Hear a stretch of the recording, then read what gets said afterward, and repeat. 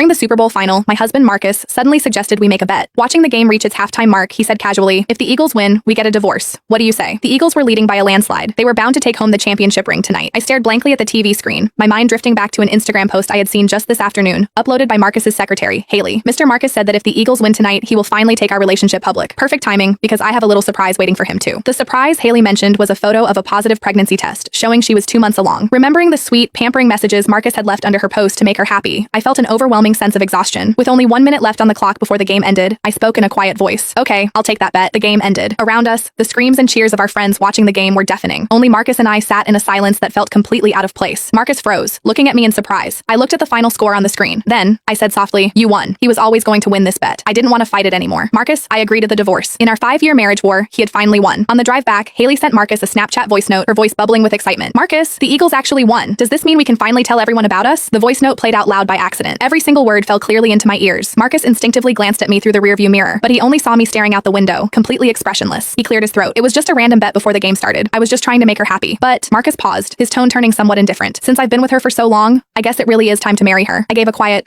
"Have your lawyer draft the papers." Seemingly not expecting me to agree so easily, Marcus was slightly taken aback. Then he said, "There's no need to rush it like this." I met his gaze calmly. "We wouldn't want to delay your big announcement. It's better to sign the papers as soon as possible." After all, she's been waiting quite eagerly. I wasn't lying. Haley had been with him for 3 years, but she had never gotten the chance to show him off publicly. As long as Marcus and I were married, he couldn't bear to let Haley be labeled a homewrecker. Marcus stared at my face, trying to read my expression, but I was too exhausted. I just closed my eyes. I didn't want to say another word. As we neared the house, Marcus suddenly said, "The power went out at Haley's place. She's terrified of the dark. I need to go over and keep her company." "Okay, just drop me off at the next intersection," I said, not even looking at him. I was already too used to this. Marcus hesitated. Only after I stepped out of the car did he say, "I might not come back tonight." I nodded, my face completely calm. "Okay." After Marcus's car drove away, I stood on the sidewalk for a while. My phone buzzed. It was a Snapchat message from my best friend Amber. "Did you and Marcus leave early? I can't find you guys at the party." Marcus had hesitated for a long time about coming to this game tonight. Maybe out of guilt, or maybe remorse, he had still ended up coming with me. I replied to Amber, "Yeah, we're getting a divorce." Amber replied instantly. "Because of Haley? Why won't that girl just disappear? She's just a secretary." Has Marcus lost his mind? Maybe he had. I didn't know when things had started to change between Marcus and me. When did it begin? Probably when his work got too busy, and we talked less and less. He stopped sharing the funny little details of his day with me. His replies to my messages took longer and longer. Strangely, the thought of divorce didn't make me sad. Instead, I felt a weight lifting off my shoulders. We had known each other for 8 years and been married for 5. This marriage, which had kept me awake for countless painful nights, was finally coming to an end. Just then, a voice note from Marcus came through. "Go to bed early." Marcus always had this habit of slapping me first and then giving me a sweet treat. I was used to this way of living too. Back home, I collapsed onto the couch, feeling drained. I stared numbly at the empty house. I don't know how much time passed before my phone lit up again. It was a notification for an Instagram update from Haley. I clicked on it. It was her relationship hard launch post. "Congrats to the Eagles for winning the championship. Mr. Marcus won his bet. Family of 3, finally together." The photo showed 2 hands overlapping on top of a pregnancy report. My hand automatically drifted to my own stomach. My own medical report from yesterday's checkup was still sitting in my purse. 4 weeks pregnant. It was my second pregnancy.